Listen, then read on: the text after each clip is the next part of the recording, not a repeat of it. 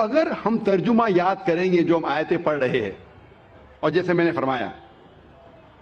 کہ سورہ فاتحہ پڑھنا فرض ہے اور ہم سلام میں پڑھتے الحمدللہ رب العالمین، ساری تعریفیں اللہ کی ہے جو رب ہے سارے عالمین کا، الرحمن الرحیم جو رحمان اور رحیم ہے، مالک یوم الدین جو مالک ہے قیامت کے دن کا، ایاک نعبد و ایاک نستعین ہم تیری عبادت کرتے ہیں اور تجھی سے مانگتے ہیں، اہدنا الصراط المستقیم ہمیں سیدھا راستہ دکھا، صراط الذین انعمت علیہم غیر المغضوب علیہم ولا الضالین، وہ راستہ